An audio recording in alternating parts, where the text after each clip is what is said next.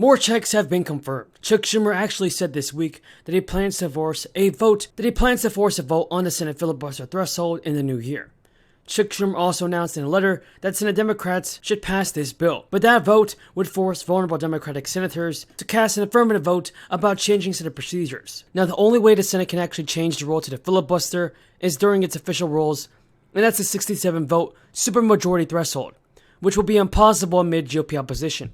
But it can use what's called the nuclear option to set a precedent, allowing for certain cloture of votes to start. Now, Biden's address during the nation, he also warned about the coming days and weeks that the country could experience a surge in a crisis. In many cities, people are already shutting down their businesses. However, haphazard business closures during what is typically one of the busiest seasons of all could lead to another wave of layoffs that could stall the economic recovery. To keep the economy afloat, some are wondering if Congress will consider seeking another round of stimulus checks, and if unemployment increases, businesses close and consumer spending falls, all of the recovery made by investments made to sustain the economy could be at risk. So the discussion of another round of stimulus checks does continue to increase.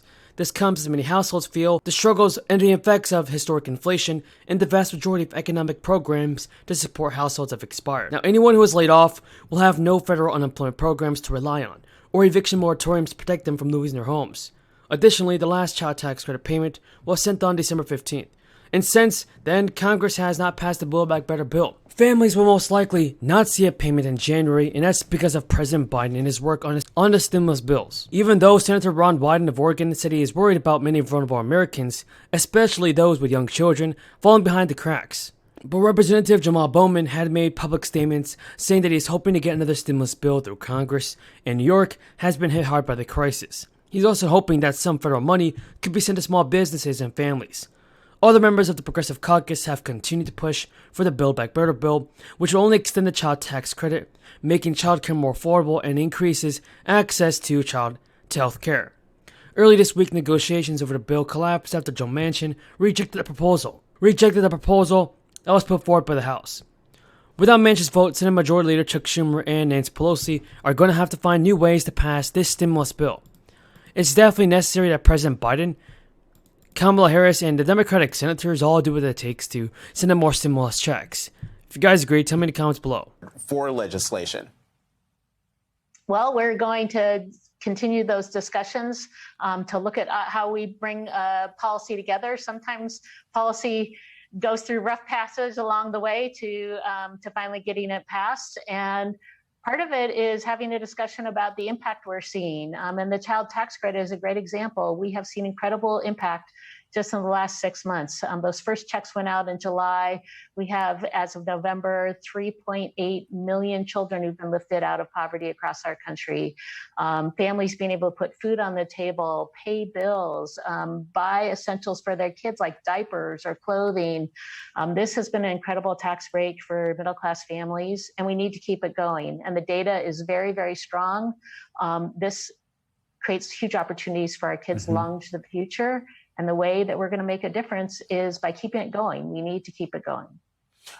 So, Congresswoman Del Bene, as the chair of the moderate New Democrat coalition, I'm wondering, have you spoken to Senator Manchin about a possible way forward?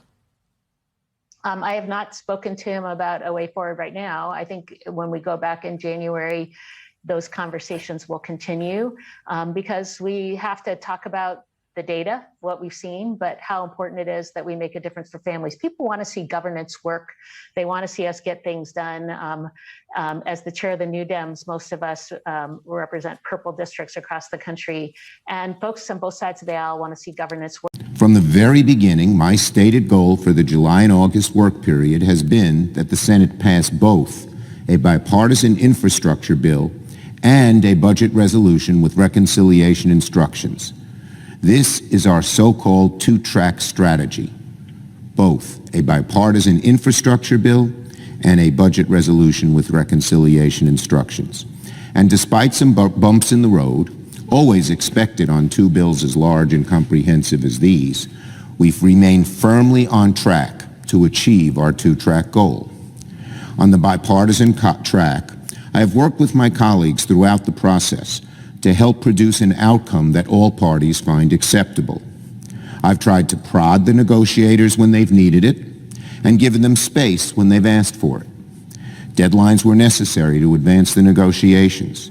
We're here right now during a rare weekend session in order to move the bipartisan bill forward as quickly as possible. The idea here is to produce an outcome.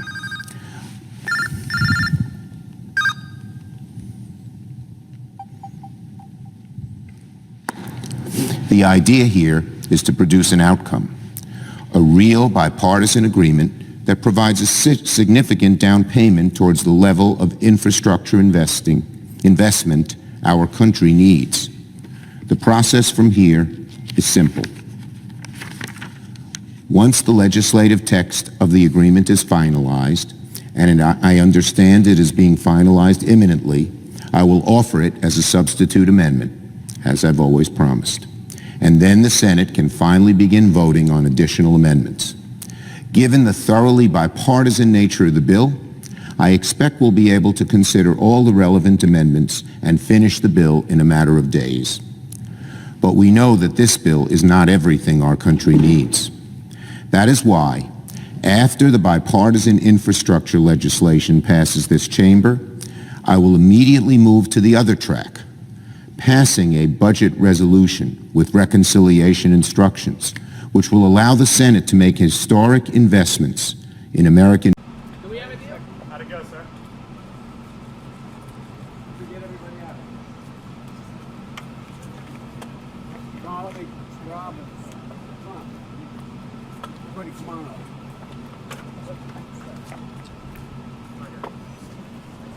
We had a really good meeting. In answer to the direct question, we have a deal. And I think it's really important. We've all agreed that none of us got what we wanted. I clearly didn't get all I wanted. They did more than I think maybe the client did in the first place. But this reminds me of the days we used to get an awful lot done up in the United States Congress. We actually worked. We got bipartisan deals. Bipartisan deals need to compromise.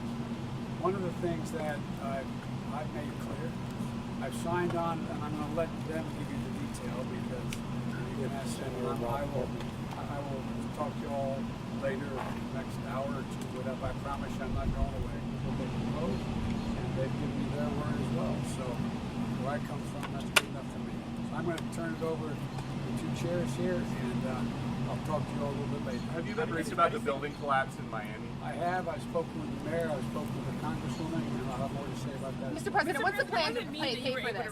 Are you committed to the two-track system, Mr. President? Pardon me? Are you committed to a two-track